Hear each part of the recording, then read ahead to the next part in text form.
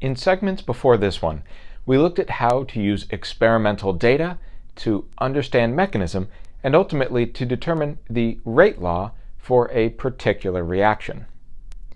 Now we want to get into a little bit more detail to get back to this idea of explaining concentration or pressure with respect to time.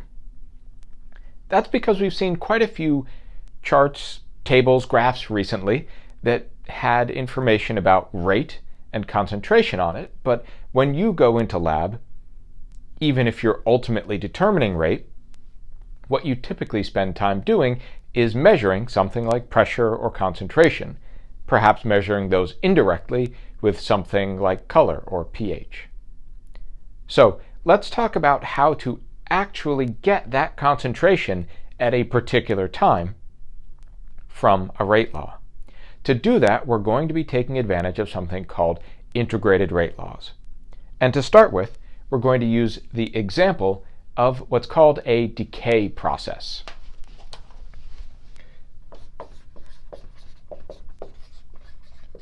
A decay process is going to have a rate law that looks pretty familiar.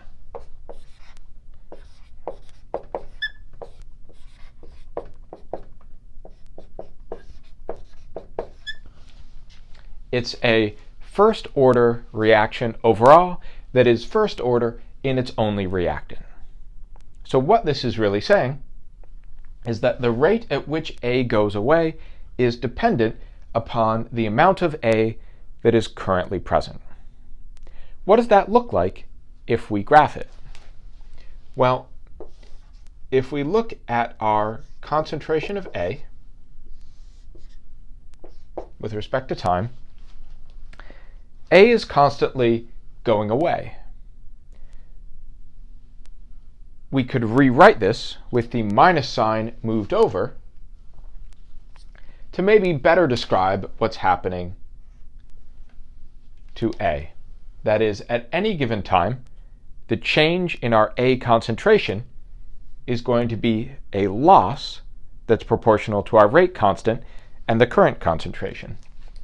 So that means that relative to the starting amount we have, let's call that A naught, relative to that starting amount, we will never have any more. That also means that our reaction is going to start out going very quickly because the concentration is very large, but as the reaction continues, the concentration will go down and so the rate will slow. Does this remind you of any reactions that we've seen previously? Well, it might remind you of the hydrogen peroxide decomposition reaction. That's one example. Also, it looks like radioactive decay. We can describe the rate of change in this decay process, or the overall speed at which the reaction is happening, using a variety of different values. If you're talking about something decaying, one value that you might use is the half-life. Half-life is a measure of the amount of time required to reach half your original concentration.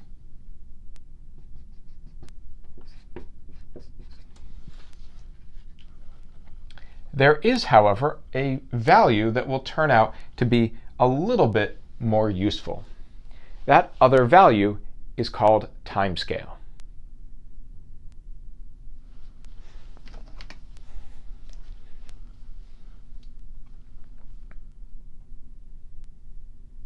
Timescale, often symbolized as tau, is equal to the amount of time required to reach 1 over e, the natural root. E, by the way, is approximately equal to 2.71828, though it's a rational number. The timescale is a pretty handy measure of how quickly a reaction is progressing. So instead of being 1 over 2, this is more like 1 over 3. So we would be down here.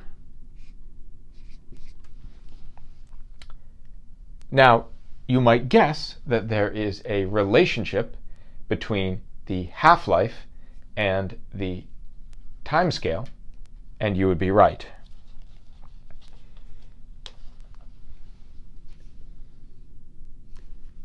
In particular, the half-life is equal to approximately 0.693 times the timescale.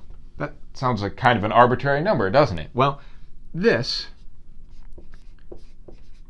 is the natural log of 2.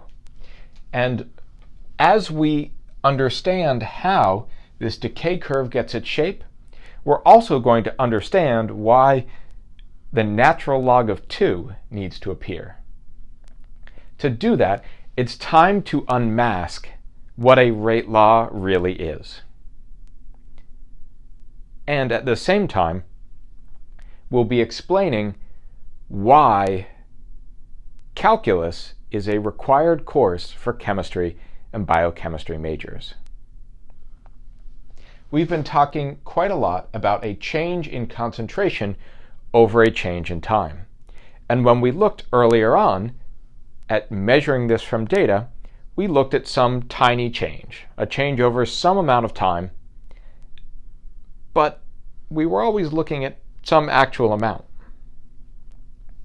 Calculus allows us to take that amount down to an infinitely small size. We'll then call that d rather than delta.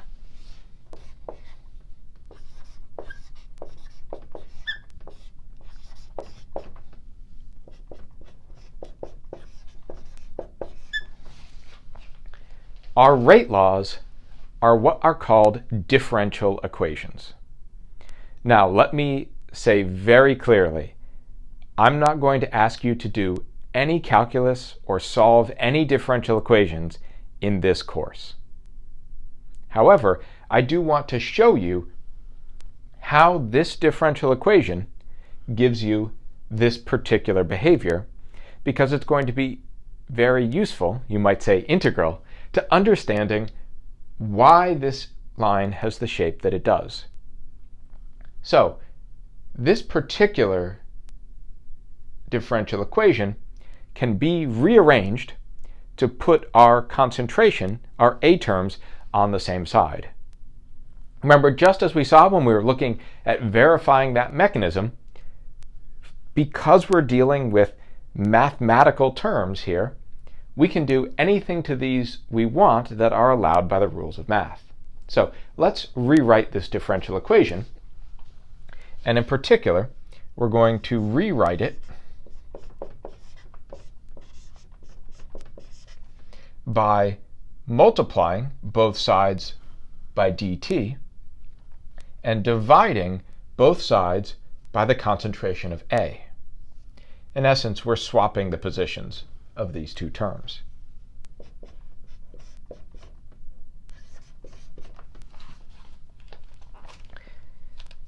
If you go on to take calculus, or you've already taken it, you'll know that integrating is the opposite of differentiating. So if we take the integral of each side here, what we're going to get as a result is very interesting.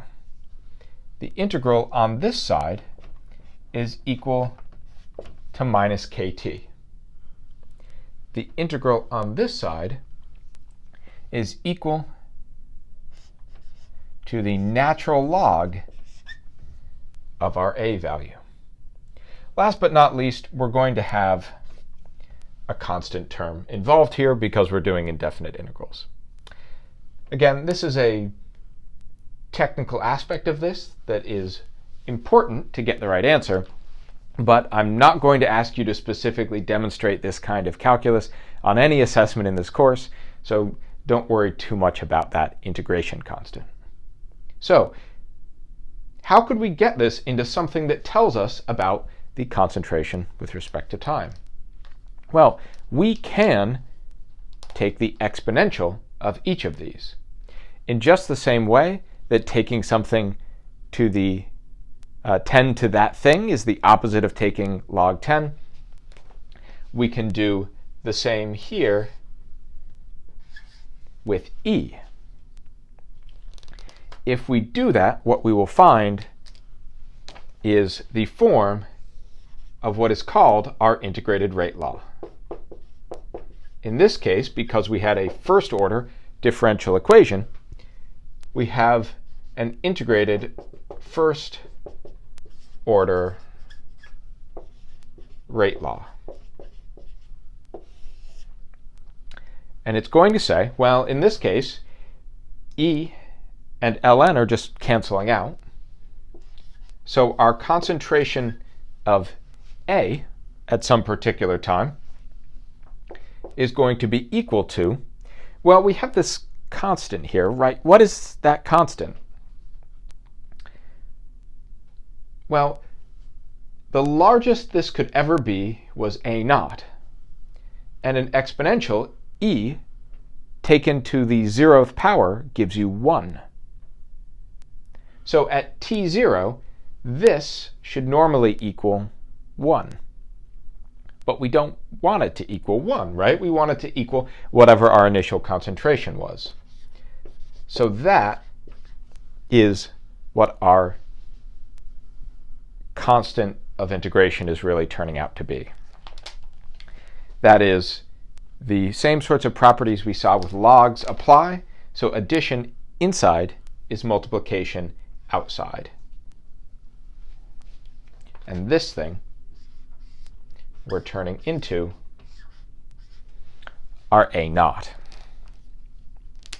So it's A0 times e to the minus kt. That is the shape of that function.